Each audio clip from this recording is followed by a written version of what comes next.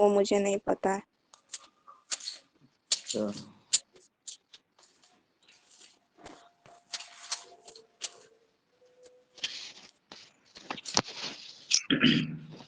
चलिए हाइगेन्स प्रिंसिपल के बाद ये दोनों हो जाएगा डेरिवेशन, ये laws of reflection at a surface on Huygens principal.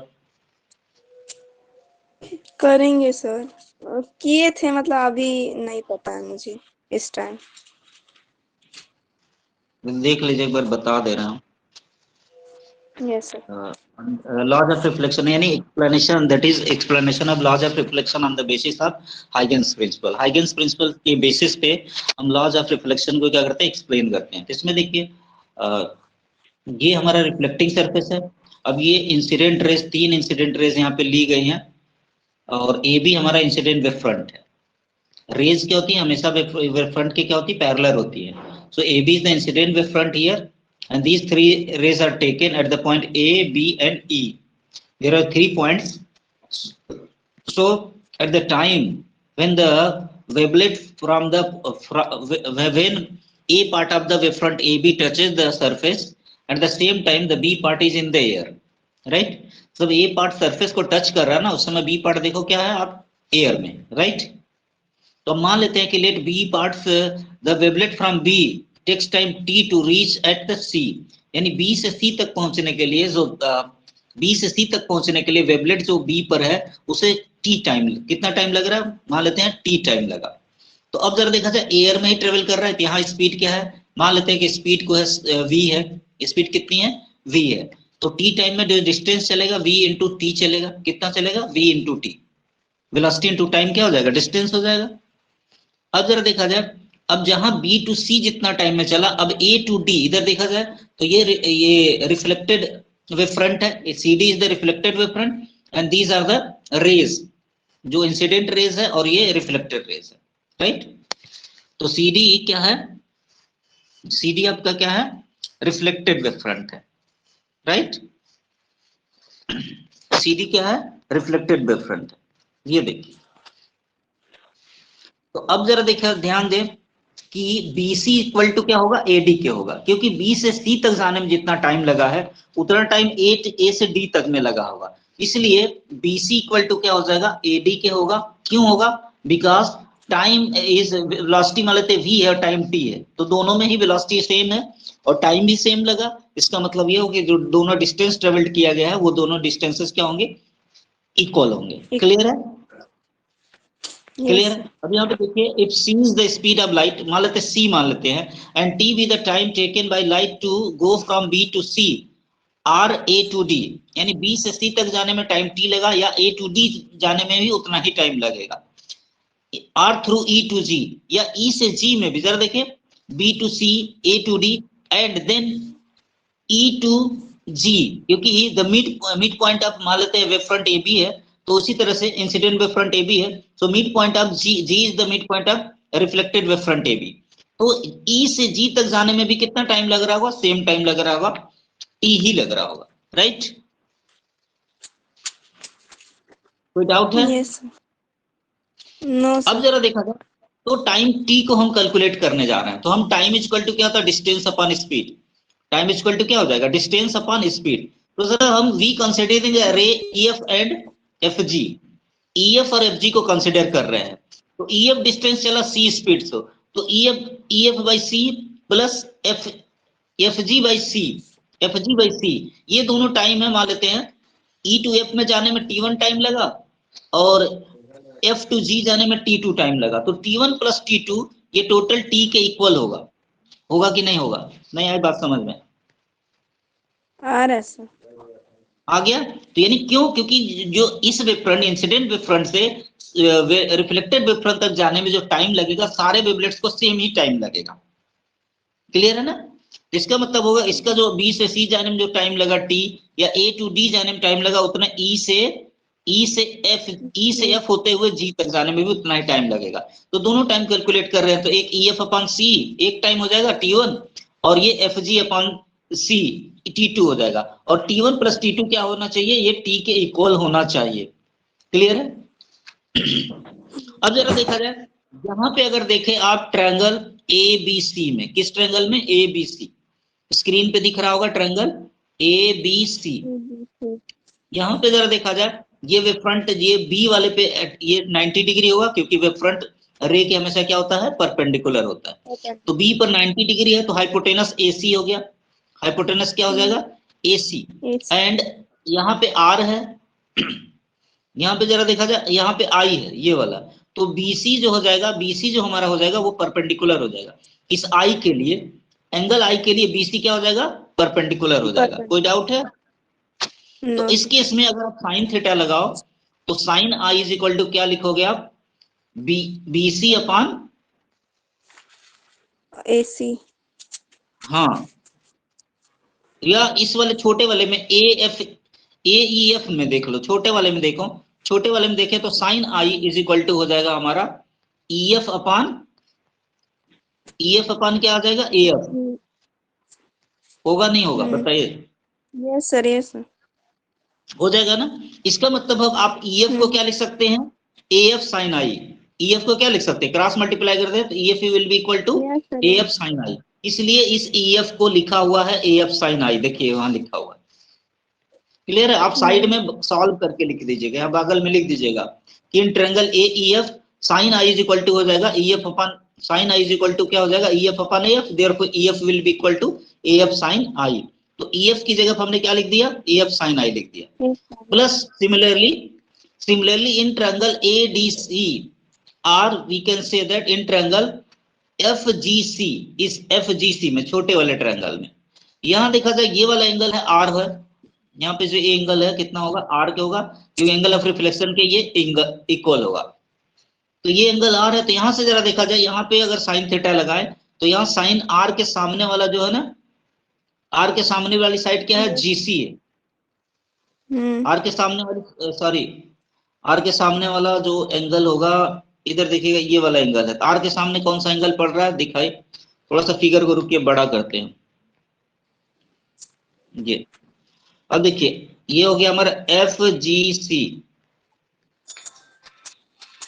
ये वाला ट्रायंगल है। C के सामने एक्चुअली R जो है ना वो C वाला एंगल है, तो C के सामने क्या है, FG है।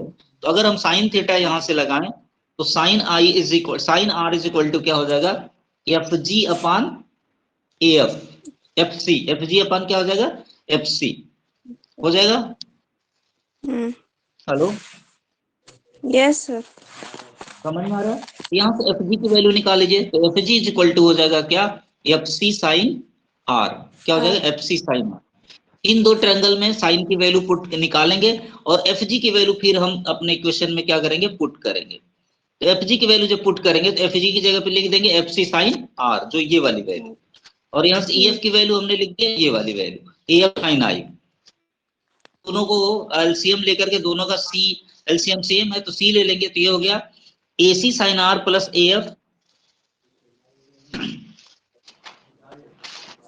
AF को जरा तोड़ा हमने, यहां से जरा देखा AF को, यहाँ पे थोड़ा सा तोड़ना है, FC को मैं लिख सकता हूं AC माइनस FC। देखिए यहाँ बहुत शॉर्टकट लिखा हुआ है, तो FC को मैं लिख सकता हूं क्या, AC माइनस AF लिख सकते हैं नहीं, FC को हम लोग लिख सकते हैं AC माइनस AF। कोई डाउट है? लिख देंगे। तो इसको लिखने के बाद यहां से तोड़ेंगे जब इसे, तो हमें AC साइन R मिलेगा, क्या मिलेगा, AC साइन R मिल जाएगा यहां से, और माइनस AF साइन R मिलेगा, क्या मिलेगा, माइनस AF साइन R मिलेगा। तो AF इस वाले में भी है, AF इस वाले में मिल जाएगा, और फिर इसको कॉमन ले लेंगे तो ये AF sine I minus sine R मिल जाएगा टोटल अपॉन C। क्या ये समझ में आ गया? नहीं आया? यहाँ पे जो तोड़े हैं FC को हमने क्या लिख दिया है, AC माइनस AF कर दिया, और उसके बाद सॉल्व करिएगा तो ये आपको मिल जाएगा, सॉल्व करने के बाद ये मिल जाएगा। अब यहाँ पे जरा देखा जाए, इस टाइम को जरा देखा जाए, तो फॉर रेज ऑफ लाइट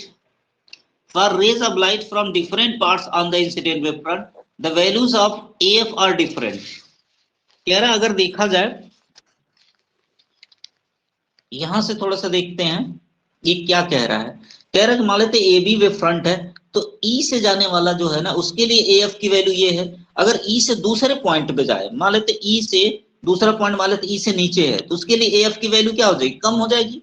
या ऊपर ले लेते हैं हम कोई लाइट, कोई वेव फ्रंट, तो ए एफ की वैल्यू ज्यादा हो जाएगी। क्या बात मेरी समझ में आ रही है?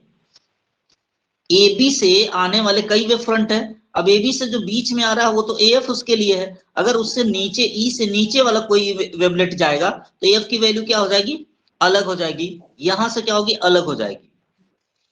अब जरा देखा जाए, इसका मतलब जो ए एफ है, ए एफ सबके लिए क्या होना चाहिए, डिफरेंट होना चाहिए। क्या बात समझ में आ रही है? जरा ये इंपॉर्टेंट है, ये स्टेटमेंट लिखना है, तो इस स्टेटमेंट लिखने के लिए पहले समझना तो होगा ये स्टेटमेंट क्या कह रहा है। जरा देखिएगा, for rays of light from different parts on the incident wavefront, the values of AF are different, but light from different points of the incident wavefront should take the same time to reach the corresponding points on the reflected wavefront. जरा देखिए, for rays of light from different parts on the incident wavefront के different parts से जो लाइटें आ रही हैं, the values of AF are different, तो AF की वैल्यू क्या होगी, डिफरेंट होगी। but light from different points on the incident wavefront should be taken the same time to reach the corresponding parts on the reflected wavefront। कह रहा है लेकिन चाहे वो E से चला हो, चाहे B से चला हो, या E और B के बीच में कोई पॉइंट हो, वहां से चला हुआ वेवफ्रंट है, उसके लिए टाइम की वैल्यू क्या होनी चाहिए, T सबके लिए क्या होना चाहिए, सेम होना चाहिए।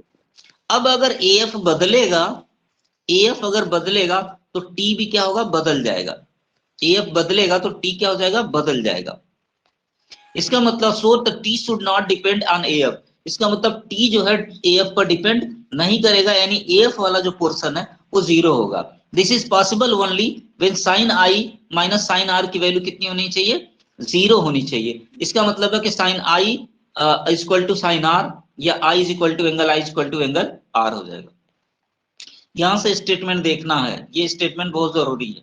क्या लिखेंगे आप, since the value of AF for different for difference for the wavelets of different parts of AB should be different, the value of AF is different for different wavelets from the AB to therefore, but the value of AF should remain constant, the value of AF should remain constant because the time taken by both the every particle from incident from AB should to reach to the reflected wavefront CD should be same, that is T should not be changeable, so AF should not depend on so time T should not depend on AF. It means that sin I minus sin R should be zero. It means that sin I is equal to sin R, this implies that angle I is equal to angle R. This is the law of reflection. ये I is equal to R होता है, angle I is equal to angle R, यही law of reflection होता है। This is the explanation of laws of reflection on the Huygens principle. बात समझ में आई? Hello Shahida, yes sir. समझ में आया बात? Yes sir. चलो, कोई और क्लास में है कि नहीं अभी? सर हाँ। Can you do now it? Yes sir. So now explain it.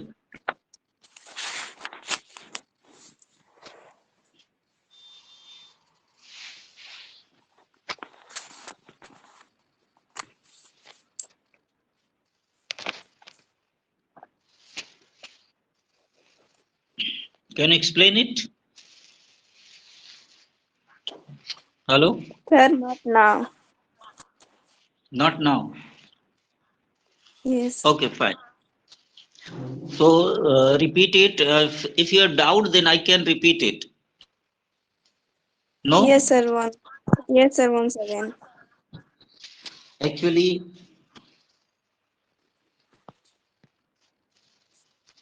see on the wavefront, AB is the incident wavefront because the light rays AB incident wavefront is always perpendicular to the light rays. So these are the three light rays taken, and one is passing through the point B, and other is passing through the point A, and other is passing point through the E. There are three three rays are taken and AB is the incident wave front. Now the let time taken by the time taken by the wavelet from B to C is T. Then the time taken by the wavelet from A to D will also be T, and also the time taken by the wavelet from E to reach G via F should also be T. B से C तक जाने में भी T time ही लगेगा, A से D तक जाने में भी T टाइम ही लगेगा, तो E से G तक जाने में भी F से होते हुए वो भी टाइम कितना लगना चाहिए? T टाइम ही लगना चाहिए। क्या बात समझ में आ रही है? क्लियर है? यस अब यस ऐसे केस में हम टाइम कैलकुलेट करेंगे ये वाले का, E से G तक F से थ्रू होते हुए, यानी कि the wavelet passing through E, passing from moving from E to G via F, इसकी बात करेंगे हम, टाइम कैलकुलेट करेंगे। तो time T will be equal to T1 plus T2. Why T1 plus T2? The time taken from E to F, it will be T1, and from time taken from EF to G will be T2, and this T will be equal to T1 plus T2, right? Now the value of T1 should be EF upon C, yes sir. and the value of T2 will be Fg upon C. It will Fg upon C. Now using the triangle trigonometry in triangle AEF and in triangle FGC, we can write that the value of EF should be, we can write the value of EF is that it will be, the value of EF should be AF sin I. It should be AF sin I. The value of EF should be AF sin I upon C. EF की जो value हो गई कितनी हो जाएगी? AF sin I हो जाएगा। Similarly, the value of FG should be, the value of FG should be FC SB FC sin R, FC sin R upon C, FC sin R upon, sorry, was FC sin R upon C.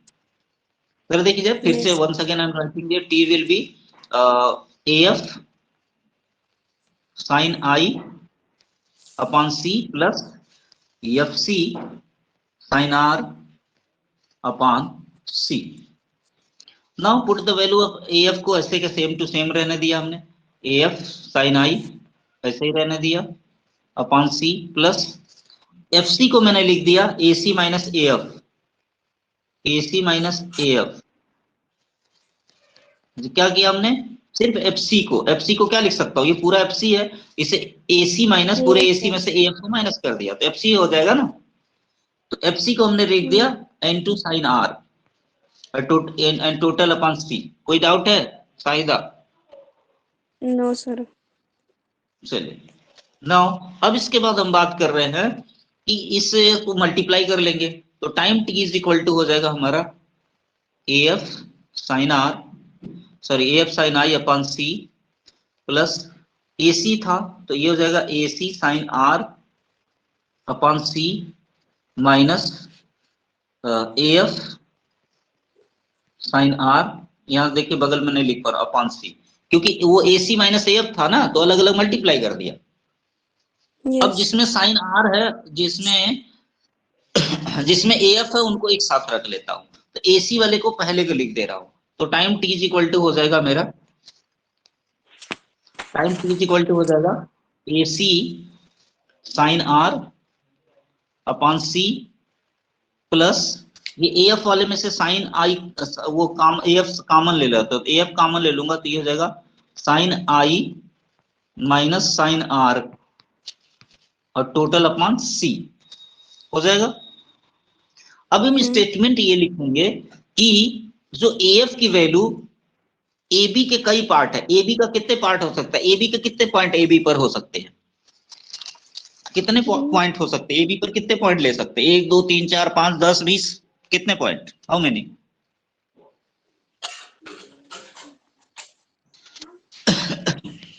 Hello Sajida? Yes sir. क्या हुआ? AB पर कितने point हो सकते हैं? अरे infinite number of points हो सकते हैं ना किसी भी लाइन पर। कितने पॉइंट होंगे? इनफाइनाइट। और टाइम लग रहा है, कई ये सब पढ़ा चुके हैं सारे लोग को बोर लग रहा है, इसलिए सब क्लास में नहीं होंगे, क्योंकि सबको पढ़ा चुके हैं, आप कई दिनों से क्लास नहीं ले रहे हैं लग रहा है। सर हेलो, स्टार्टिंग जब हुआ था इसका तभी। अच्छा चलिए ठीक है, तो ये देख लीजिए, तो यहाँ एफ का वैल्यू होगा ना, जैसे एसी के डिफरेंट पार्ट से, अब इधर देख लो, ये ए बी के अलग पार्ट से, जैसे ई पॉइंट से मैंने लिया, ऐसे ईट ईट ई से जी तक गया, बीच में कोई और पॉइंट में ले सकता हूँ, वहां से जाएगा, तो हर पॉइंट के लिए एफ की वैल्यू क्या होगी, अलग अलग होगी, एफ की वैल्यू अलग अलग होगी। अब एफ की वैल्यू अलग है, लेकिन टाइम तो सबके लिए सेम होना चाहिए। अगर एफ की वैल्यू अलग हुई, इसका मतलब हो जाएगा, एफ की वैल्यू अगर अलग होगी, इसका मतलब हो जाएगा कि जो टाइम है अलग अलग आ जाएगा सबके लिए। इसका मतलब है कि एफ पे डिपेंड ही नहीं करेगा। तो एफ का जो मल्टीप्लीकेशन है, यानी एफ का जो कोफिशिएंट है, sine I minus sine R, ये क्या होना चाहिए, 0 होना चाहिए। तो sine I minus sine R 0, इसका मतलब sine I is equal to क्या हो जाएगा, साइन आर के। तो इस तरह से आई इज इक्वल टू क्या हो जाएगा, आर के। दूसरा ट्रायंगल से भी आप कर सकते हो, जैसे ये BC इक्वल टू AD करने के बाद ट्रायंगल ABC और ट्रायंगल ADC को कॉन्ग्रुएंट कर लो। कॉन्ग्रुएंट करने के बाद जब कॉन्ग्रुएंट दोनों हो जाएगा, तो आप उसमें लिख सकोगे कि angle BAC is equal to angle DCA, तभी भी I इक्वल टू R हो जाएगा। कॉन्ग्रुएंट प्रूफ करके भी कर सकते हो, दूसरे मेथड से भी, कॉन्ग्रुएंट भी बताए हैं ना। ये सही बताए। हाँ, तो वो ना समझ में आए तो कॉन्ग्रुएंट कर लेना, ABC और ADC को कॉन्ग्रुएंट प्रूफ के भी करके भी कर सकते हैं। हाँ तो सही है। दूसरा, हाँ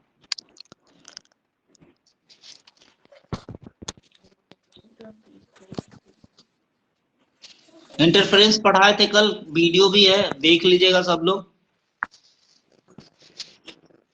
यहाँ पे जल्दी जल्दी बता भी देते हैं इंटरफेरेंस को।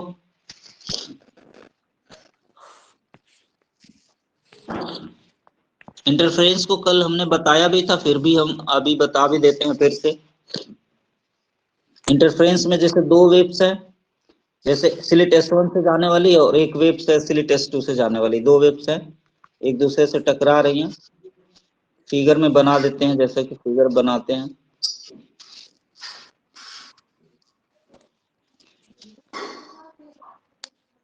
मान लेते हैं इससे दो वेव्स हैं, ये टकरा रही हैं।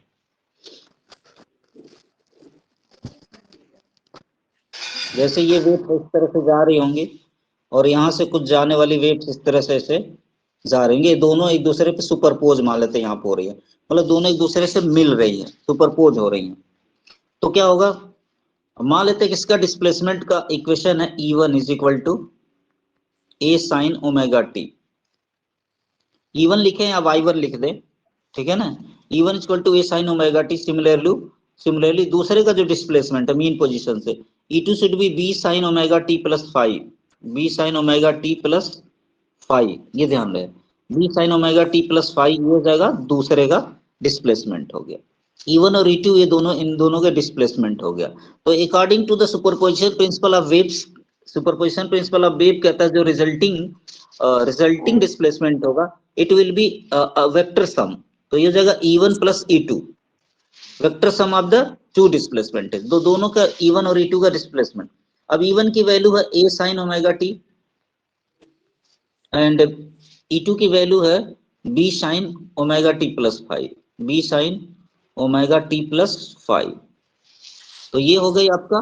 अब इसे सॉल्व कर लेते हैं जरा, A sine omega T plus 5, A sine omega T plus ये B वाले के बाद जो है ये साइन ओमेगा टी प्लस 5 है, साइन A प्लस B का फार्मूला यहाँ लगाएंगे, तो ये हो जाएगा साइन A यानी साइन ओमेगा टी, कास B यानी कास 5 प्लस, अगले पेज पे मैं लिख दे रहा हूं cos omega T sine 5, cos omega T sine 5। तो देखिए एक बार मैं फिर से कर देता हूं, साइन A प्लस B का फार्मूला लगाएंगे, ओमेगा टी को A मान लो, फाई को B मान लो। तो साइन A प्लस B का फार्मूला के लिए हाई ये वाले पार्ट तो ऐसा एज इट इज लिख दिया मैंने। अब ये हो गया B वाला sine omega T cos sine A cos B plus cos A sine B, ये हो गया। अब हम क्या करेंगे, इसे एक्सपेंड करेंगे, इनको एक्सपेंड करेंगे तो मेरा E की वैल्यू आ जाएगी, E इज इक्वल टू हमारा आ जाएगा, ये देखिए यहां से देखिए B साइन ओमेगा टी कास 5 है, A साइन ओमेगा टी है, तो साइन ओमेगा टी वाले जो एक साथ मैं लिख लूंगा उनको कॉमन ले लेता हूं, तो यहाँ पे हो जाएगा A plus B cos phi और साइन ओमेगा टी कॉमन ले लिया मैंने, साइन ओमेगा टी ले लिया कॉमन, प्लस जरा देखिएगा कौन सा वाला है, ये वाला ए साइन ओमेगा टी में से कॉमन लिया ओमेगा टी, ए साइन ओमेगा टी कॉमन लिया, ए बचा था, और ये वाला जब बी से मल्टीप्लाई करेंगे तो B sine omega T cos phi है, तो बी cos फाई कॉमन ले लिया, साइन ओमेगा टी कॉमन ले लिया, तो बी cos फाई इसमें से बचेगा, प्लस दूसरा वाला क्या बचेगा, बी के साथ में ये B sine phi cos omega T, तो B sine phi cos omega T ये बचेगा। Now we have to put something, तो क्या पुट करेंगे, a plus B cos phi, जो ब्रैकेट के अंदर था ना a plus B cos phi, उसकी जगह पे हम कैपिटल A cos थीटा लिखेंगे। वी हैव टू पुट, यानी कि ये जो ब्रैकेट में था ना a plus B cos phi, इसकी जगह पे हम क्या रख रहे हैं, कैपिटल A cos थीटा, और यहाँ पे जो है दूसरे वाले पार्ट में जो है b sin फाई है, b sin फाई है, इसकी जगह पे हम लिखने जा रहे हैं, ये पहला इक्वेशन हो गया। दूसरा क्या है, जो b sin फाई है उसकी जगह पे हम लिखने जा रहे हैं कैपिटल A sin थीटा, और ये हो गया हमारा इक्वेशन नंबर 2, पहला वाला इक्वेशन नंबर 1 और ये हो गया equation number 2। Now the displacement is, now resultant displacement E will be equal to, E की वैल्यू हो जाएगा हमारा capital A cos phi into sine omega T, क्योंकि A प्लस बी था ना, A plus B sorry theta हो जाएगा ना, यहाँ पे रुक जाइए, थीटा है। ये होगा, हाँ A cos थीटा हमने पुट किया था ना, A plus B cos phi की जगह A cos थीटा, और sine omega T into multiply में था, plus capital A sine theta, क्योंकि वहां पे बी साइन फाई था ना, उसकी जगह कैपिटल ए साइन थीटा रखा था, इंटू कास ओमेगा टी।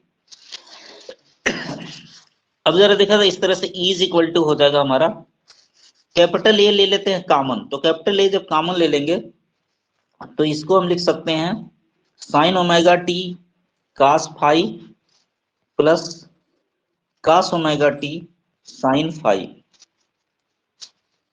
ये हो जाएगा। देखिए जरा ये साइन ए प्लस बी का formula, sine A cos B plus cos A sine B, जैसा ए प्लस बी का फार्मूला हो गया, इसका मतलब हो गया कि E इज इक्वल टू हमारा हो जाएगा capital A sine A plus B, यानी omega T plus phi, A की जगह पे ओमेगा टी हो गया, बी की जगह फाई, तो E is equal to A sine omega T plus phi हो गया। This is the resultant, E is the resultant vector, so this resultant displacement, this resultant displacement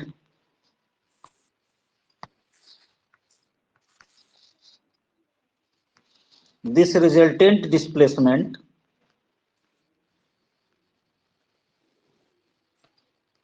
this resultant displacement is sinusoidal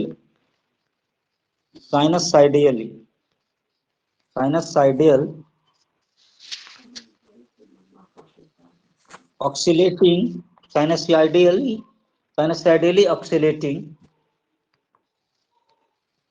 sinusoidally oscillating with amplitude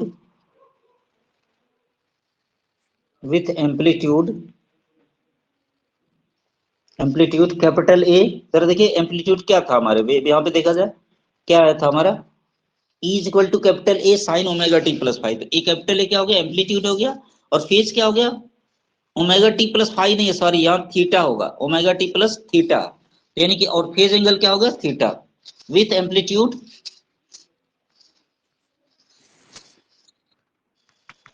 कितना है, with amplitude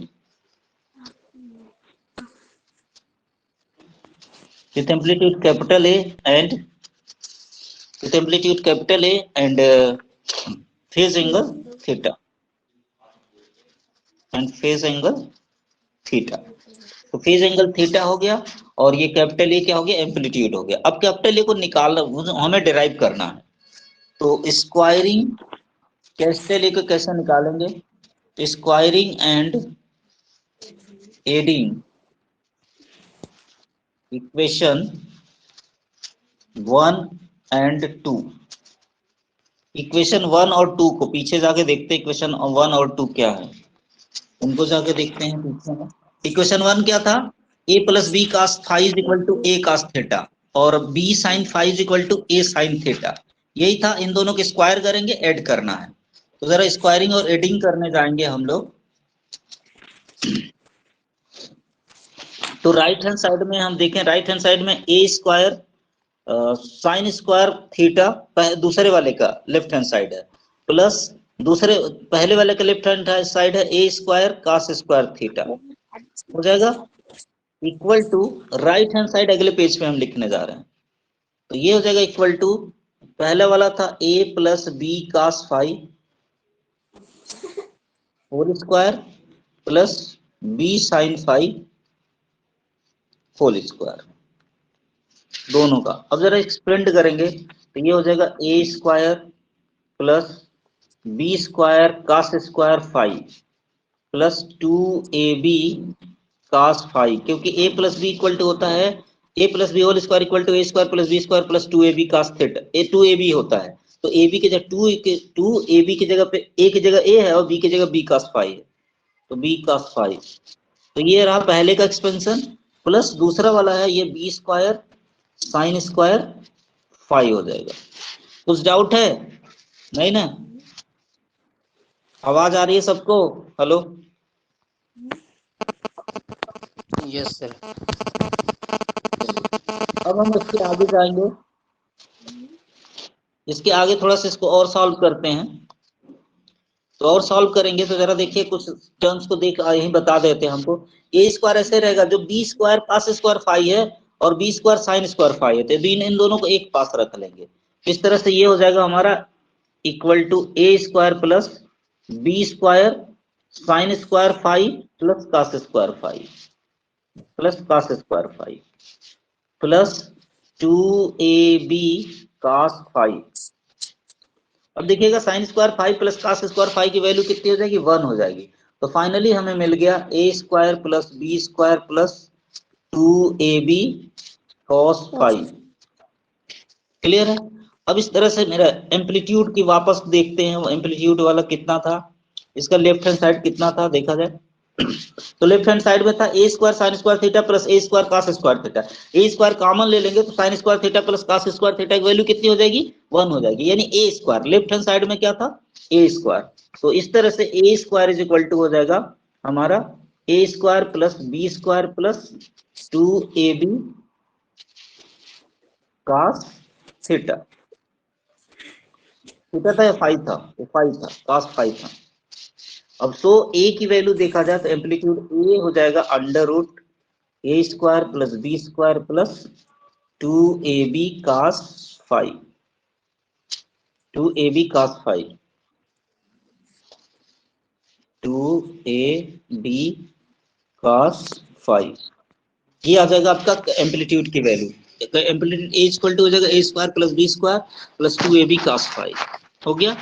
अच्छा, divide equation 2, अभी theta भी निकालना है ना, divide equation 2 by equation 1।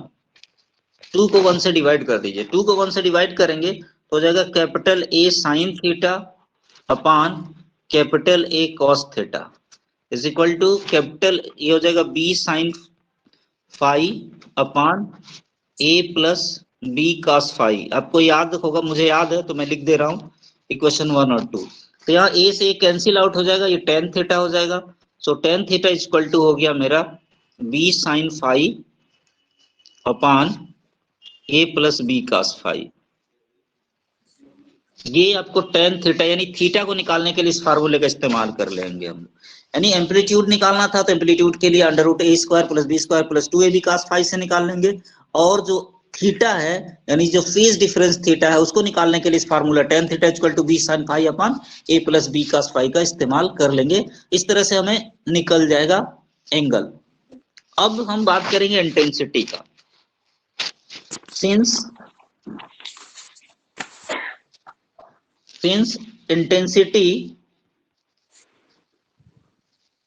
intensity of wave is directly proportional to the square of amplitude. Square of amplitude. Intensity is directly proportional to the square of amplitude, यानी कि direct मैं लिख दे रहा हूं I is directly proportional to A square, intensity is directly proportional to square of amplitude, therefore I will be directly proportional to the A square plus B square plus 2ab cos phi. देखिए square root हट जाएगा क्योंकि ए square का करेंगे ना तो square root जो था हट जाएगा, क्योंकि ए की वैल्यू अंडर रूट में होती है तो ए स्क्वायर की वैल्यू क्या हो जाएगा, A square plus B square plus 2ab cos phi हो जाएगा। फाइन, ये हो जाएगा। अब देखा जाए फॉर कंस्ट्रक्टिव इंटरफेरेंस, अब पहली केस की बात करेंगे तो फॉर कंस्ट्रक्टिव इंटरफेरेंस, इंटरफेरेंस दो तरह का होता है, एक कंस्ट्रक्टिव इंटरफेरेंस, दूसरा डिस्ट्रक्टिव इंटरफेरेंस। तो कंस्ट्रक्टिव इंटरफेरेंस की बात करें तो कंस्ट्रक्टिव इंटरफेरेंस में इंटेंसिटी क्या हो जाती है, मैक्सिमम हो जाती है। कंस्ट्रक्टिव इंटरफेरेंस के लिए इंटेंसिटी कितनी हो जाएगी, मैक्सिमम हो जाएगा। तो for constructive interference the intensity should be maximum, intensity should be maximum. तो ये ध्यान रहे कंस्ट्रक्टिव इंटरफेरेंस के लिए इंटेंसिटी क्या होनी चाहिए, मैक्सिमम होनी चाहिए। देयरफॉर जो इंटेंसिटी आई है वो कास्ट थीटा पर निर्भर कर रही है, देयरफॉर कास्ट फाई की जो वैल्यू होनी चाहिए +1 होनी चाहिए, क्योंकि कास्ट फाई की मैक्सिमम वैल्यू होनी चाहिए तभी जाकर के होगा। क्या, जो कास्ट फाई की वैल्यू है, कॉस फाई की वैल्यू वो मैक्सिमम होनी चाहिए, और मैक्सिमम कितनी होती है, +1 होती है। जब क्लास फाई की वैल्यू +1 है, इसका मतलब फाई की जो वैल्यू होती है ट्रिग्नोमेट्री से 2n पाई निकल करके आती है। When cos theta is equal to 1, then phi theta will be equal to 2n pi, where n is equal to, where the value of n is equal to 0, 1, 2, so on, dot dot dot, 3, 4, 5, so on, the value of phi. Now this is the phase difference. Now we are going to find out phi 0, मतलब when the value of n is 0, so when the value of 0 is, then it will be 0. अगर value 0 रख दें n की तो कितना हो जाएगा, phi 0 की वैल्यू 0 हो गई। नाउ पुट द वैल्यू 1, अगर 1 रख देते हैं तो क्या हो जाएगा, 2 into 1 2 pi, so it will be 2 pi. Now phi 2 रख देते हैं, n की जगह 2 रख देते हैं, it will be equal to 4 pi. Now phi 3 it will be 6 pi. Similarly phi 4 it will be 8 pi, क्योंकि n की जगह पे हम रख देंगे 4 तो 4 टू 8 पाई हो जाएगा। Similarly we see that the phase angle, the phase difference between two waves, phase difference जो है ना, phase difference between two waves, यहाँ डिफरेंस अच्छा से नहीं लिखा,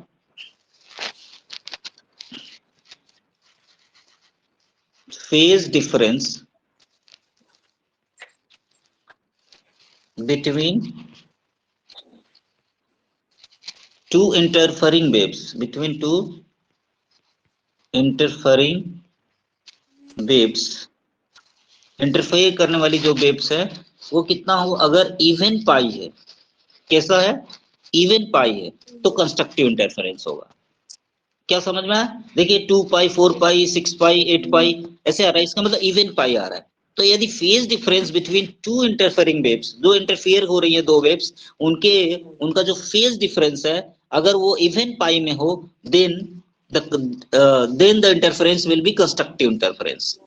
क्या समझ में आई बात, कंस्ट्रक्टिव इंटरफेरेंस के लिए पहली कंडीशन फेज डिफरेंस की क्या है, इवन पाई होना चाहिए, याद कर लेते। तो जब भी फेज डिफरेंस दो वेव्स के बीच में फेज डिफरेंस क्या हो, इवन पाई का होगा, तो फेज डिफरेंस क्या होगा, इवन पाई का होगा, तो कंस्ट्रक्टिव इंटरफेरेंस होगा। क्लियर है, यस सर। चलिए नाउ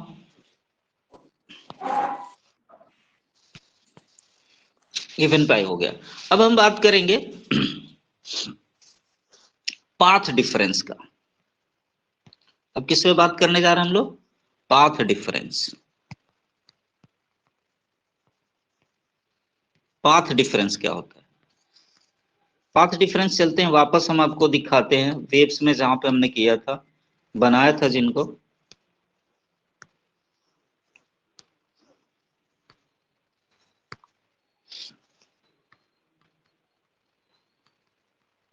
ये जैसे दो वेव शुरू में हमने बनाया था, तो मान लेते S1, ये S1P था, यहाँ पॉइंट P है, और ये S2P है। तो S2P डिस्टेंस में से S1P को माइनस कर दें तो ये पाथ डिफरेंस निकल जाएगा। मान लेते S1 से चलने वाली वेव को क्या ना है, ये S1P डिस्टेंस चली, और S2 से चलने वाली, S2P से चलने वाली डिस्टेंस S2P डिस्टेंस चली, फिर जाकर के दोनों एक दूसरे को इंटरफेयर हुई। तो S2P यानी पाथ का डिफरेंस, रास्ते की लंबाई का डिफरेंस, उसने पहले वाले वेव ने कितना रास्ता चला, दूसरे वाले वेव ने कितना रास्ता चला, और तो दोनों के वेव का डिफरेंस निकालने। क्या बात समझ में आ रही है? पाथ डिफरेंस मतलब Shahida, path yes sir. Difference meaning समझना है। अब पाथ डिफरेंस का फार्मूला जो होता है, पाथ डिफरेंस को डेल्टा या लेमडा डेल से डिनोट करते हैं। तो डेल्टा लिखते किसी बुक में डेल लिखा होगा। तो डेल्टा इक्वल टू होता है ये लेमडा अपॉन 2 पाई इनटू 5 होता है, पाथ डिफरेंस का फार्मूला होता है। तो डेल्टा इज इक्वल टू हमारा हो जाएगा लेमडा अपॉन 2 पाई इनटू कंस्ट्रक्टिव इंटरफेरेंस में जो फाई की वैल्यू कितनी आई है, 2n पाई, यही आया था ना, पाई की वैल्यू 2n पाई। तो 2 से 2 पाई से पाई कैंसिल आउट हो जाएगा, सो डेल्टा की वैल्यू कितनी होगी, n लेमडा। अब n की जगह पे 0 रख देते हैं तो 0 हो जाएगा। अगर लेमडा 1 लगाए तो n लगाए तो ये जाएगा लेमडा, लेमडा 2 तो 2 लेमडा हो जाएगा। सिमिलरली लेमडा 3 डेल 3 निकालते हैं, डेल 3 निकाले यानी डेल्टा 3 निकाले तो कितना हो रहा है, 3 लेमडा ना। डेल्टा 3 निकाले तो ये हो जाएगा 3 लेमडा, डेल्टा 4 निकाले तो ये हो जाएगा हमारा 4 लेमडा, सो ऑन, ऐसे करते हुए चला जाएगा। तो आप क्या देख रहे हो, जो पाथ डिफरेंस है वो इंटीग्रल मल्टीपल ऑफ लेमडा है। यानी कि जो पाथ डिफरेंस आप देख रहे हो, तो पाथ डिफरेंस क्या होना चाहिए, यानी कंस्ट्रक्टिव इंटरफेरेंस के लिए यदि आपको फेज एंगल नहीं पता, फेज डिफरेंस नहीं पता है, अगर पाथ डिफरेंस हो तो क्या होना चाहिए, इंटीग्रल नंबर या होल नंबर मल्टीपल ऑफ, क्या कर सकते हो आप, होल नंबर मल्टीपल ऑफ, या इंटीग्रल मल्टीपल भी उसे बोल सकते हो, integral multiple of lambda, whole number multiple of lambda. Clear है ना? तो यानी कि पाथ डिफरेंस अगर होल नंबर लेमडा में हो, लेमडा के मल्टीपल में हो, इंटीग्रल नंबर या होल नंबर या इंटीग्रल नंबर कह सकते हैं, तो इंटीग्रल नंबर अब इंटीग्रल मल्टीपल ऑफ लेमडा हो तो पाथ डिफरेंस तो कंस्ट्रक्टिव इंटरफेरेंस होगा। या फेज डिफरेंस की बात करें तो इवन पाई में अगर फेज डिफरेंस है तो कंस्ट्रक्टिव इंटरफेरेंस। यानी दो चीजें, अगर मान लेते हैं आपको फेज एंगल पता है, फेज डिफरेंस पता है तो इवन पाई में होना चाहिए। नहीं फेज डिफरेंस पता है, अगर पाथ डिफरेंस पता है तो पाथ डिफरेंस कितने किस में होना चाहिए, इंटीग्रल मल्टीपल ऑफ लेमडा में होना चाहिए। यानी 0 1 2 3 4 5 यानी 1 लेमडा, या तो 0 हो या तो फिर 1 लेमडा हो, 2 लेमडा हो, 3 lambda, 4 lambda, 5 lambda, 6 lambda, so on. बात समझ में आ गई? क्लियर है? कंस्ट्रक्टिव इंटरफेरेंस क्लियर है? हेलो? अब डिस्ट्रक्टिव इंटरफेरेंस दूसरा कंडीशन है, तो for destructive interference, for destructive interference, destructive interference के लिए क्या होगा, for destructive interference intensity should be minimum. यानी डिस्ट्रक्टिव इंटरफेरेंस तब होगा जब इंटेंसिटी क्या होनी चाहिए, मिनिमम होती है, इंटेंसिटी शुड बी मिनिमम। तो इंटेंसिटी कितनी होनी चाहिए डिस्ट्रक्टिव इंटरफेरेंस के लिए, मिनिमम होनी चाहिए। और मिनिमम होने के लिए देन cos फाई की वैल्यू क्या होनी चाहिए, मिनिमम वैल्यू कितनी होती है, -1 होती है। इस केस में जो फाई की वैल्यू आती है वो आती है 2n+1 पाई। फिर देखिएगा ये जनरल सोल्यूशन है, मैथमेटिक्स से आता है, तो आपको याद कर लेना है कि cos phi, when cos phi is -1 then phi will be is equal to 2n+1 pi. Clear? Where n the value of same is, where n is 0 1 2 so on 3 4 5 so on. Now here is phi 1 रखते हैं, 0 रखें, n की जगह 0 रखते हैं, it will be how much, phi. Now phi 2 3 pi, अगर 1 रख देते हैं तो phi 2 मीन्स क्या, 1 रख देते हैं तो कितना हो जाएगा, now phi 3 it will be 5 pi, 2 to the 4 plus 1 5 pi, right? Similarly phi 4 will be 7 pi. Any doubt? No. Or you see that there is the phase difference is even pi, sorry odd pi आ रहा है, Odd. pi 1 pi 3 pi 5 pi 7 pi आगे आएगा 9 pi so on. यानी कि if the phase difference is Odd. if phase difference is odd pi, then it is destructive interference. Then destructive interference, यानी कि destructive interference होने के लिए जो फेज डिफरेंस होना चाहिए वो ऑड पाई होना चाहिए. क्लियर है? क्या बात समझ में आई? Yes, sir. ये दिस इज डिस्ट्रक्टिव इंटरफेरेंस हो गया. चलिए आगे बात कर रहे हैं हम, थोड़ा सा पाथ डिफरेंस की भी बात कर लेते हैं. फेज डिफरेंस हो गया, डिस्ट्रक्टिव इंटरफेरेंस में पाथ डिफरेंस क्या होगा. तो पाथ डिफरेंस कितना होगा? तो path difference lambda upon 2 pi into phi होता है. फाई की वैल्यू इस बार हमारा है 2n+1 पाई. तो पाई से पाई कैंसिल आउट हो जाएगा. सो इसकी वैल्यू आ गई हमारा 2n+1 लेमडा बाई 2. तो ये डेल की वैल्यू, डेल्टा की वैल्यू है ये. तो डेल्टा अगर हम डेल्टा 1 की बात करें यानी 0 जब रखें n की जगह पर, तो ये हमारा लेमडा बाई 2 सॉल्व होके आ जाएगा.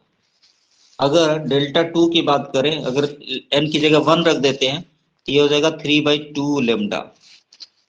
अगर 3 यानी n की जगह पर हम जो है 2 रख देते हैं तो 2 2 जा 4 5/2 lambda, 5/2 lambda so on.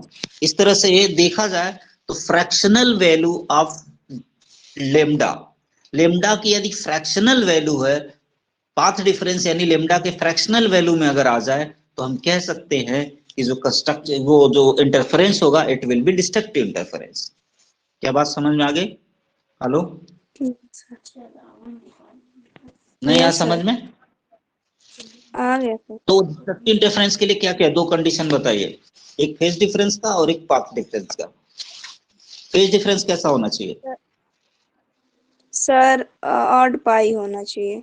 Odd pi होना चाहिए. और path difference? Sir fractional value जो होती है वो लेमडा, लेमडा का फ्रैक्शनल वैल्यू होना चाहिए, इंटीग्रल मल्टीपल नहीं होगा. अगर इंटीग्रल मल्टीपल है अगर पाथ डिफरेंस तो कंस्ट्रक्टिव इंटरफेरेंस होगा, और अगर फ्रैक्शनल वैल्यू लेमडा का है तो वो डिस्ट्रक्टिव इंटरफेरेंस होगा. तो ये रहा पूरी कहानी आपके इंटरफेरेंस की, राइट? यस. ये रहा आपका इंटरफेरेंस. अब इसके बाद जो आगे पढ़ेंगे यंग्स डबल स्लिट एक्सपेरिमेंट. आगे हम लोग क्या पढ़ेंगे? Young's double slit experiment. आगे जो जाएंगे हम लोग तो आगे पढ़ेंगे यंग्स डबल स्लिट एक्सपेरिमेंट. तो आज ही करें उसे क्योंकि करना ही पड़ेगा. तो यंग्स डबल स्लिट एक्सपेरिमेंट बढ़ा जाए आगे. यस. तो चलेंगे फिगर पे, फिगर करेंगे. सिर्फ 2 ही लोग ज्वाइन भी किए, आई थिंक 2 या 3 लोग हैं क्लास में.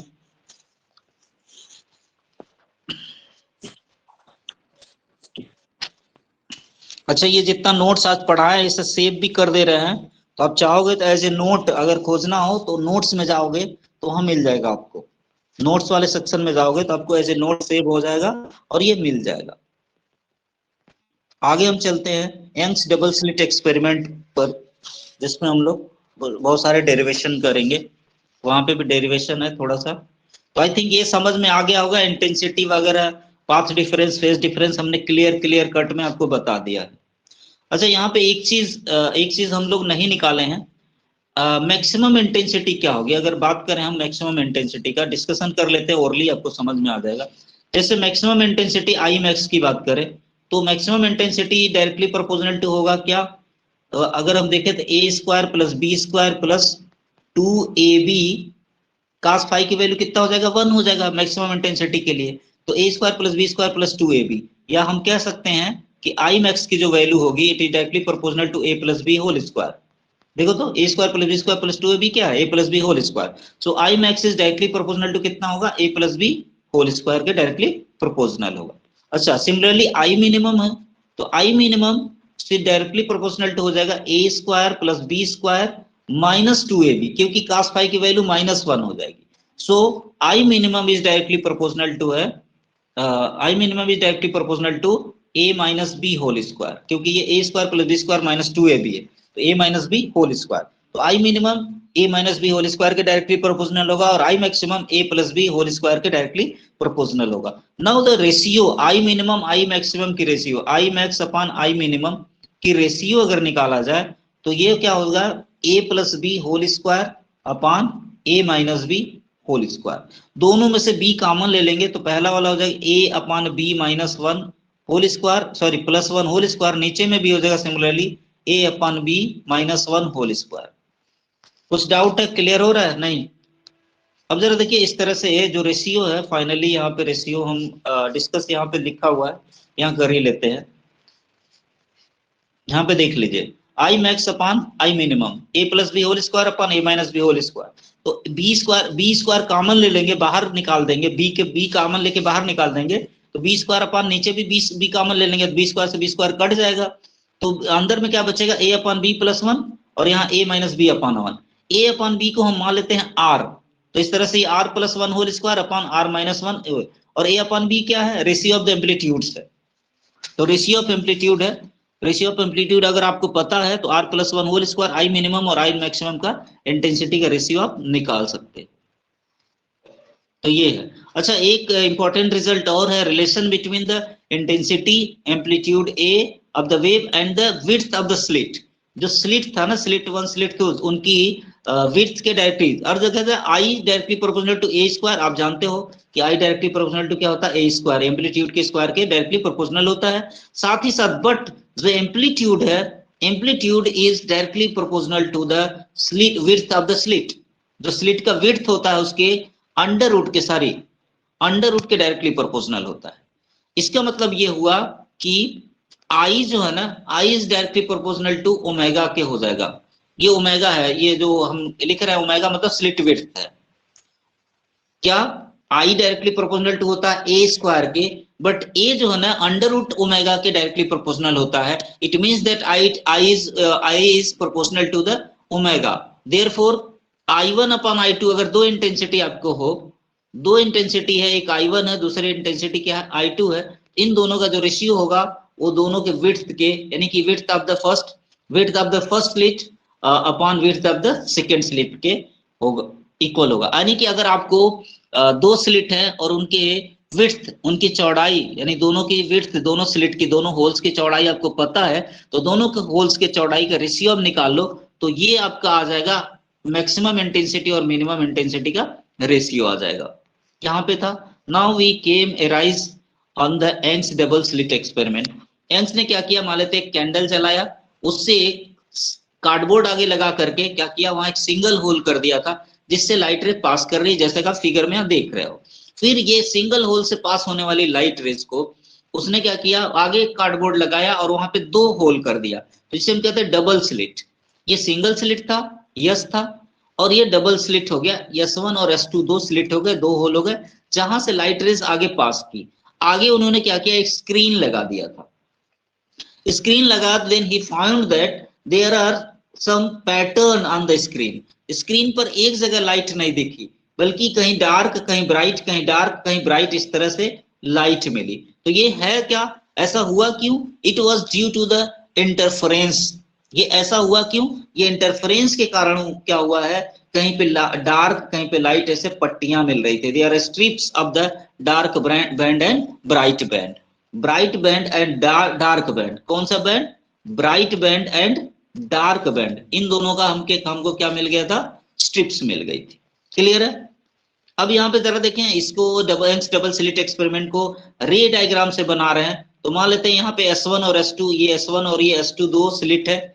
यहाँ से S हमारा सिंगल स्लिट, S से होके जाने वाली लाइट रेस है।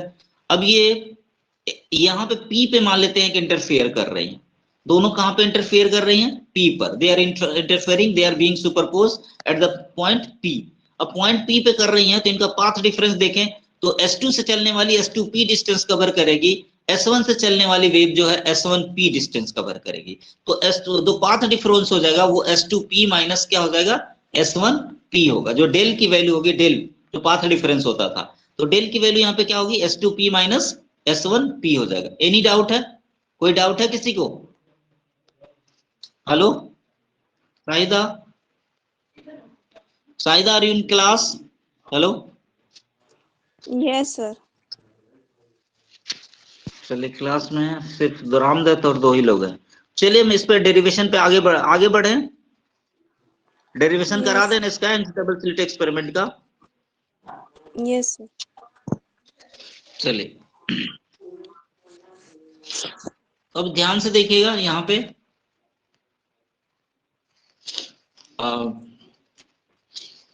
जरा देखा जाए, the waves from S1 and S2 reaches the point P with the same phase difference and hence the path difference is, जो phase difference same है तो path difference क्या हो जाएगा, del इक्वल टू होगा हमारा del will equal to S2P minus S1P। Now अब हम क्या कर रहे हैं, हम अलग से ले रहे हैं S2P का whole square minus S1P whole square. तो देखिए यहाँ पे मैंने लिखा S2P whole square minus S1P whole square, मैंने अपने से लिख दिया। तो जरा S2P को क्या लिख सकता हूँ, S2P ये वाला है, इस ट्रायंगल यहाँ पे जरा देखिए एक बन जाएगा। पाइथागोरस थ्योरम यहाँ पे लगा दीजिए, जरा ध्यान दीजिएगा। ये S2P यहाँ पे नीचे वाले में आप आओगे तो यहाँ तक, तो पूरी वाली जरा देखा था पाइथागोरस थ्योरम लगाओगे तो ये हो गया S2P क्या हो गया, हाइपोटेनस हो गया। तो हाइपोटेनस का स्क्वायर इक्वल टू होता है, हाइपोटेनस का स्क्वायर इक्वल टू होता है ये बेस का स्क्वायर प्लस परपेंडिकुलर का स्क्वायर, बेस का स्क्वायर प्लस परपेंडिकुलर का स्क्वायर। तो बेस जरा देखिए क्या है, बेस है कैपिटल डी, बेस क्या हो जाएगा कैपिटल डी। तो कैपिटल डी का स्क्वायर प्लस हाइट कितना है, हाइट जरा देखा जाए, हमने जो सेंटर माना है, सेंट्रल मैक्सिमा है, ये इसको O माना है, एकदम सेंटर पे O माना है। O से P पॉइंट के ऊपर डिस्टेंस कितना लिया है, Y लिया है। और नीचे जो स्लिट वे दोनों पूरे स्लिट के बीच की जो डिस्टेंस है कैपिटल D है, तो नीचे कितना हो जाएगा D/2, ऊपर भी D/2, तो Y प्लस D/2 हो जाएगा।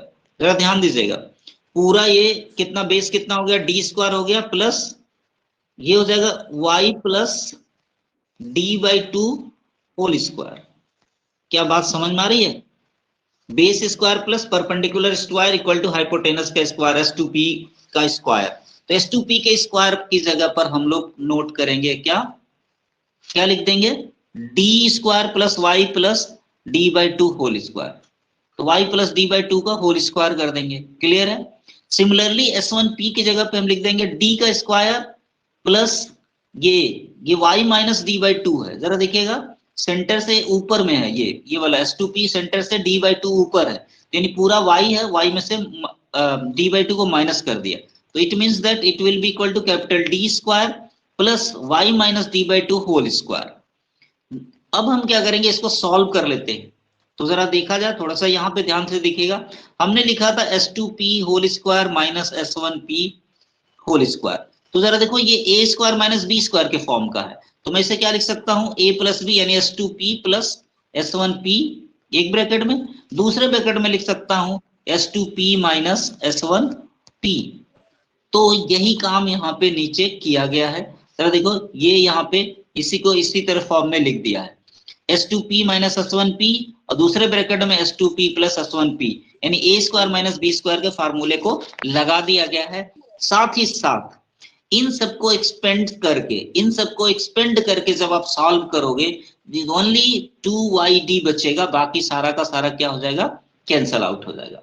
तो जरा देखो ये S2P यानी A square minus B square का फॉर्मूला लगा किसको सॉल्व किया है, और राइट हैंड साइड में जितने भी है उनको एक्सपेंड कर देंगे, जैसे Y प्लस D/2 का होल स्क्वायर इसको एक्सपेंड करेंगे, और ये बीच में है Y माइनस D/2 का होल स्क्वायर इसको एक्सपेंड करेंगे। फिर आप सॉल्व करोगे तो D स्क्वायर से D स्क्वायर कैंसिल आउट हो जाएगा, Y स्क्वायर से Y स्क्वायर कैंसिल आउट हो जाएगा, क्योंकि माइनस है, एक प्लस होगा एक माइनस होगा, सब कुछ कैंसिल आउट हो जाएगा, सिर्फ 2YD बचेगा सॉल्व करने के बाद। तो आफ्टर सॉल्विंग वी गेट, अब यहाँ पे एक चीज और करना है, S2P को हम लोग क्या मानेंगे, सिंस स्क्रीन बहुत ही क्लोज है तो S2P should be consider as capital D। S2P को हम कैपिटल D मान लेते हैं, S1P को भी कैपिटल D मान लेते हैं। तो जहां S2P प्लस S1P लिखा हुआ है उसे capital D plus capital D यानी कि 2D लिख देंगे। क्या लिख देंगे, 2D। और S2P माइनस S1P को हम लिख देंगे डेल। आप जानते हो S2P पाथ डिफरेंस हो गया, S2P माइनस S1P क्या है, पाथ डिफरेंस। सो पाथ डिफरेंस को आप लिख दोगे डेल और S2P प्लस S1P को 2D लिख देंगे। ये सपोजिशन है, क्योंकि ये सेंटर से बहुत ज्यादा डिस्टेंस में नहीं है, तो S2P can be considered as capital D, क्योंकि ये वाली जो डिस्टेंस है इसके कंपैरिजन में, कैपिटल D के कंपैरिजन में बहुत ही छोटी है, इसलिए उसे हम कैपिटल D मान लेते हैं। तो 2 into D, therefore the value of del will be y small d upon capital D. So path difference in the Young's double slit experiment will be y capital D upon small d. Shahida, unmute yourself. Yes. Hello, क्या समझ में आया? Young's double slit experiment में जो path difference होगा वो कितना होगा? y small d upon capital D. What is the small d? Small d is the distance between the slit, and the capital D is the distance of the screen from the slit. ध्यान रहे, small D क्या है? Distance between the double slit है ना, तो double slit के बीच में जो दोनों के बीच में गैप है, डिस्टेंस है, वो कैपिटल डी है। और स्मॉल डी क्या है? It is the distance of the screen. ये स्क्रीन है ना, स्क्रीन से यहाँ तक के स्लिट के बीच की डिस्टेंस कैपिटल डी है। बात समझ में आ रही है? Yes. And what is Y? Y is the distance of the, Y is distance from the centre. Y जो है सेंट्रल मैक्सिमा, यानी सेंटर से कितनी डिस्टेंस है, ऊपर या नीचे। वाई क्या है? Y is the distance of the interference from the centre. बात समझ में आई? Yes. ये पाथ डिफरेंस का फार्मूला है, पाथ डिफरेंस का ये फार्मूला हो गया। अब कहां पे कंस्ट्रक्टिव इंटरफेरेंस होगा, कहां पे डिस्ट्रक्टिव इंटरफेरेंस होगा, उसके लिए बात करेंगे। सबसे पहले तो हमने यंग्स डबल स्लिट एक्सपेरिमेंट में देखा कि जो पाथ डिफरेंस आया y स्मॉल d अपन कैपिटल D आया। अब आप पाथ डिफरेंस अगर ये 1 लैम्डा 2 लैम्डा 3 लैम्डा, यानी यहाँ पे सॉल्व करने पर अगर ये 1 लैम्डा 2 लैम्डा 3 लैम्डा आए, तो हम कहेंगे वहां पे ब्राइट फ्रिंज मिलेगा। हमको क्या मिलेगा? ब्राइट फ्रिंज मिलेगा। और जहां पे 1/2 लैम्डा 3/2 लैम्डा 4/7/2 लैम्डा आएगा, तो वहां पे क्या आ जाएगा? डार्क वाले, ये जो डार्क ब्रांड स्क्रीन पे दिख रहे हैं, ये डार्क फ्रिंज वहां पे होगा। इनको हम फ्रिंज बोलते हैं, ब्राइट फ्रिंज और डार्क फ्रिंज। तो यंग्स डबल स्लिट एक्सपेरिमेंट में इनको हम कहते हैं। तो आगे हम करेंगे पोजीशन ऑफ ब्राइट फ्रिंज। अब हम बात कर रहे हैं, इनको पोजीशन को कैलकुलेट करेंगे। देखिएगा, del is equal to the value of del, del means path difference. The value of del in the Young's double slit experiment में y capital D small d upon capital D। This is the path difference between two interfering waves in Young's double slit experiment. अब condition for the bright fringe, bright fringe के लिए क्या होना चाहिए? The path difference should be equal to n lambda के होना चाहिए। So y small d upon capital D should be equal to n lambda, where the value of the n is 0 1 2 3 4 5 so on. Now so the y, what should be the y? अगर y के यहाँ से calculate देखिए, y small d upon capital D equal to n lambda. So solving this we can get y equal to n capital D lambda upon small d. Now the putting the value of n, we can say for n equal to 0 we get y0 is 0। n की value अगर 0 put करते हैं, n की value 0 put करते हैं हम,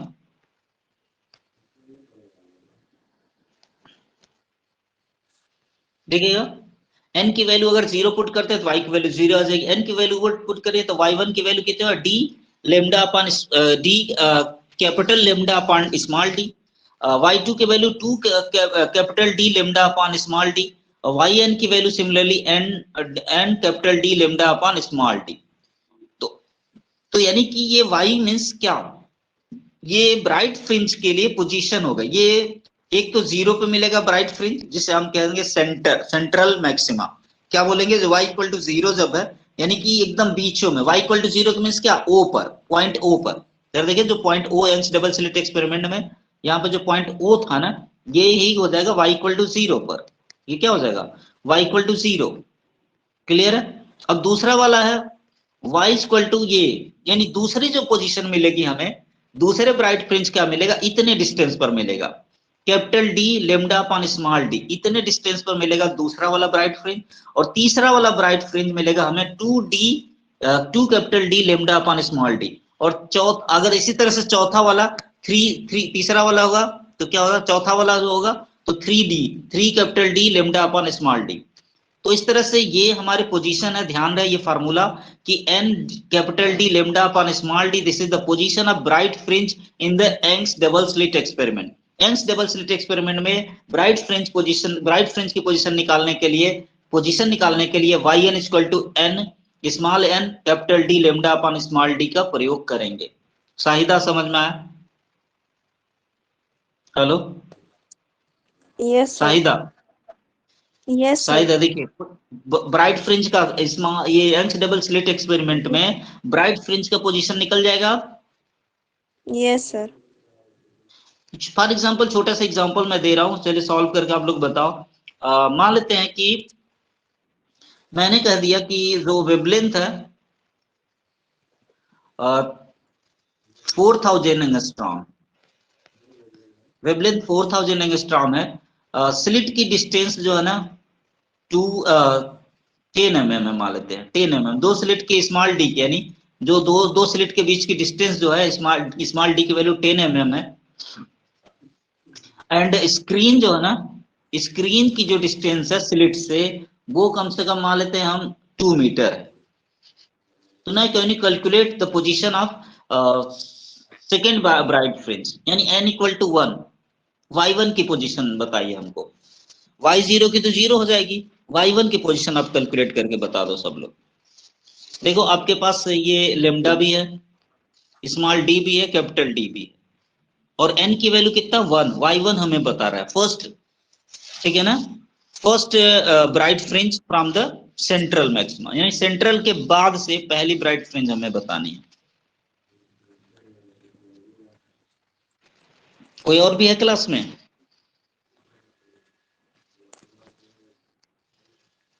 sir millimetre में ही रखेंगे ना? नहीं मिलीमीटर में नहीं रखेंगे उसको, यस सर। मिलीमीटर में नहीं रखेंगे। कितना मिलीमीटर है तो कितना हो जाएगा, मीटर में रखना होगा ना। 1000 से उसे डिवाइड कर दीजिएगा 10⁻³ और एंगस्ट्रॉम है तो 10⁻10 हो जाएगा लेमडा। Yes sir. कैलकुलेट करके बताइए कितना हो रहा है अप्रोक्सीमेटली।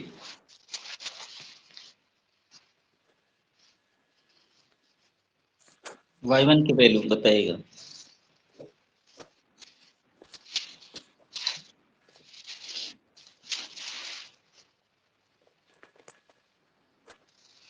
बस एक अप्रोक्सीमेट वैल्यू मुझे चाहिए, थोड़ा एक लमसम वैल्यू।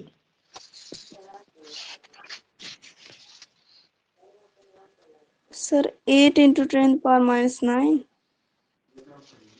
8 × 10⁻⁹, हाँ हो सकता है, जो भी कैलकुलेट करने पाया हो। एक्चुअली एग्जैक्ट आंसर की बात नहीं हम कर रहे हैं, बट ये इस तरह से, यानी कि सेंटर से इतना डिस्टेंस ऊपर, यानी कि ब्राइट फ्रिंज दूसरा वाला हमें मिलेगा, यानी ब्राइट फ्रिंज की पोजीशन ये है, पहले 0 पे, दूसरा ये जो आप कैलकुलेट करके बता रहे हो सकता है जो भी करेक्ट वैल्यू आएगी वहां पे मिलेगा। फिर तीसरे की बात करेंगे तो मतलब ये पहला वाला हो गया, फिर y2 की बात करेंगे, यानी सेंट्रल तो हो गया, सेंटर के बाद पहले वाले पोजीशन, फिर दूसरे पोजीशन, इस तरह तीसरे पोजीशन, सो ऑन करके हम लोग पोजीशन निकाल सकते हैं। ये रहा position of bright fringe in the Young's double slit experiment. Now position of the dark fringe in Young's double slit experiment. ये आगे चलते हैं, नीचे नहीं, position of dark fringe in slit experiment, इसको भी आज ही डिस्कशन करेंगे। तो ये हो जाएगा आपका for dark fringe at P. अब डार्क फ्रिंज के लिए हम लोग क्या करे थे, the value, the path difference will be 2n+1 λ/2, क्योंकि हम पहले पढ़ चुके इंटरफेरेंस में कि अगर डिस्ट्रक्टिव इंटरफेरेंस, यानी dark fringe means destructive interference, और डिस्ट्रक्टिव इंटरफेरेंस में पाथ डिफरेंस कितना होना चाहिए, 2n+1 λ/2 होना चाहिए। But Young's double slit experiment में जो पाथ डिफरेंस है y स्मॉल d अपन कैपिटल D है। So solving this one, y की वैल्यू यहाँ पे हमें 2n+1 capital D λ/2d, we find this one. तो यहाँ पे y की वैल्यू ये मिल जाएगी। y is the position of the dark fringe. Now when putting the value of n equal to 0, we find y0 d λ/2d, capital D λ/2d. This is the first dark fringe, the position of the first dark fringe, यानी centre के बाद ऊपर में इतने metre की distance पर पहला dark fringe मिलेगा। जैसे यंग्स डबल स्लिट एक्सपेरिमेंट में जब आप देख रहे थे तो ये जो पट्टियां धारियां दिख रही थी ना, तो सेंटर से कितने डिस्टेंस पे पहला वाला डार्क मिलेगा, पहला वाला ब्राइट होगा, लेकिन उस सेंटर से कितने डिस्टेंस पर डार्क मिलेगा, पहला वाला डार्क, तो पहले वाले डार्क का पोजीशन यही हो जाएगा क्या, y0 equal to capital D lambda upon 2d, where capital D the distance of the screen from the slit and small d is the distance between the slits, or lambda is the wavelength of the incident radiation, incident light। Clear है। Second dark fringe की position फिर ये हो जाएगा 3 capital D lambda upon 2d। Similarly the third dark fringe की position 5 capital D lambda upon 2d। Similarly ये हम करेंगे, तो this is the yn, so the nth position, the position of the nth dark fringe will be 2n plus 1 capital D lambda upon 2d। this is the position, dark position, this is the position of dark fringe in Young's double slit experiment। Shahida, Shahida, hello, sir class में है, कुछ doubt है इसमें dark fringe और position में? ये position बताने थे, कर लेंगे। अब पोजीशन तो पता चल गई हमें। पोजीशन मींस क्या कि यहाँ पे मान लेते हैं ब्राइट है, फिर थोड़ी देर बाद डार्क मिलेगा, फिर ब्राइट, तो अब दोनों की विड्थ होगी ना, क्योंकि जितने दूर मान लेते हैं यहाँ से यहाँ तक अगर डार्क नहीं है, इसका मतलब यहाँ ये बीच में क्या होगा, ब्राइट वाला होगा। तो ना विड्थ कितनी है, चौड़ाई कितनी है इस डार्क फ्रिंज की या फिर ब्राइट फ्रिंज की, विड्थ कितनी है। तो चलिए हम बात करते हैं पहले width of the expression for dark, width of the dark fringe. Dark fringe के विड्थ के लिए क्या चाहिए, दो व्हाइट वाले यानी दो ब्राइट फ्रिंज के बीच की जो डिस्टेंस होगी वही डार्क फ्रिंज की क्या हो जाएगी, चौड़ाई हो जाएगी। यानी दो व्हाइट के बीच में ही तो डार्क होगा, यानी कि दो व्हाइट की पोजीशन ले लो, दो सक्सेसिव व्हाइट की पोजीशन ले लो, उनके बीच की डिस्टेंस निकाल लेंगे तो ये डार्क फ्रिंज की हमारी चौड़ाई निकल के आ जाएगी। तो हम लोग निकाल लेते हैं डार्क फ्रिंज विड्थ। तो dark expression for dark fringe width, तो it will be beta D. हम लोग डार्क फ्रिंज विड्थ के लिए किस फार्मूला है, बीटा जी। ये फ्रिंज विड्थ है, beta D means fringe width, ध्यान रहे। फ्रिंज विड्थ के फार्मूले के लिए बीटा डी का इस्तेमाल करते हैं। It will B yn minus yn minus 1, यानी मान लेते हैं nth वाला ब्राइट फ्रिंज है, उसमें से n माइनस 1th वाले ब्राइट फ्रिंज की डिस्टेंस को निकाल माइनस कर देते हैं। इसमें से इसकी डिस्टेंस को माइनस करेंगे तो ये बीच वाली डिस्टेंस मिल जाएंगी, और this will be the dark, यानी दो ब्राइट के बीच में जो डिस्टेंस है वो क्या होगी, डार्क फ्रिंज होगी, उसकी डार्क फ्रिंज की विड्थ होगी, चौड़ाई होगी। इसलिए ये yn माइनस yn माइनस 1। तो एक बार जो है yn में, यानी कि इस yn में, यहाँ पे जरा देखा जाए ऊपर वाले ये ब्राइट वाले में, इसी में हम लोग क्या करें, n की जगह पे n रख देंगे और दूसरे में n की जगह पे n माइनस 1 रख देंगे। फिर इसे सॉल्व कर लेंगे तो हम देख रहे हैं कि ये capital D lambda upon small d, यानी कि जो फ्रिंज विड्थ है, डार्क फ्रिंज विड्थ है, capital D lambda upon small d आएगा सॉल्व करके। Capital D lambda upon small d इतना चौड़ा होगा ये डार्क फ्रिंज। अच्छा, ब्राइट फ्रिंज अब एक्सप्रेशन निकालते हैं। ब्राइट फ्रिंज के निकालते हैं तो बीटा बी का मतलब ये ब्राइट फ्रिंज के लिए, तो ये हो जाएगा वाई डैश वाला, वाई डैश का मतलब y dash n, y dash n का मतलब क्या है, यानी कि डार्क फ्रिंज की पोजीशन, nth डार्क फ्रिंज की position minus n minus 1th nth dark fringe की पोजीशन। मान लेते पहले डार्क फ्रिंज n वाले की डार्क फ्रिंज की पोजीशन ये है, n माइनस 1 की डार्क फ्रिंज की पोजीशन ये, तो बीच में जो गैप है ये तो ब्राइट होगा ना, इसका मतलब यानी कि ये this is the fringe of the bright, width of the bright fringe. तो ये हो गया y dash n minus y dash n minus 1, ये हो गया ये ब्राइट फ्रिंज की विड्थ। तो दोनों की पोजीशन इसके ऊपर वाले फार्मूले में हम लोग क्या करते हैं, एक बार n रख देंगे और एक जगह n की जगह पे n माइनस 1 रख देंगे। तो फाइनली उसको पुट करके सॉल्व करेंगे, it will be also capital D lambda upon small d। तो इस तरह से हम देख रहे हैं कि यंग्स डबल स्लिट एक्सपेरिमेंट में जो डार्क बैंड की चौड़ाई है और ब्राइट बेंच की चौड़ाई है, दोनों सेम आ रही है, यानी width of the dark fringe and the width of the bright fringe is same, capital D lambda upon small d। तो यंग्स डबल स्लिट एक्सपेरिमेंट में इस बात को आपको ध्यान रखना है कि जो डार्क फ्रिंज और ब्राइट फ्रिंज की जो विड्थ है वो सेम होती है। क्लियर है? हेलो, तो बस यस इतना ही सर। आज के लिए। बहुत बहुत ज्यादा किया यंग्स डबल सिलेक्ट एक्सपेरिमेंट में। आप लोग नोट्स बनाओगे घर पे, बुक्स आप पढ़ोगे तो आप समझ में आएगा। बहुत ही टफ ये वाला चाप है। अभी डिफ्रैक्शन वाला पार्ट भी टफ है इसके, ठीक है। इसके बाद डिफ्रैक्शन पढ़ना है, तो उसके बाद खत्म हो जाए। उसके बाद तो सारा चैप्टर लगभग इजी इजी है, फिर तो हम लोग कर लेंगे आसानी से। बस यही वाला था जो ये जो प्रॉब्लम कर रहा था। तो चलिए एवरीबॉडी गुड नाइट। 2 लोग रामदत्त और आप दोनों लोग जमे रहे, बहुत अच्छा। बाकी लोग तो पढ़ ही नहीं रहे हैं, बाकी लोग को तो कोई मतलब ही नहीं है। चलिए गुड नाइट एवरीबॉडी।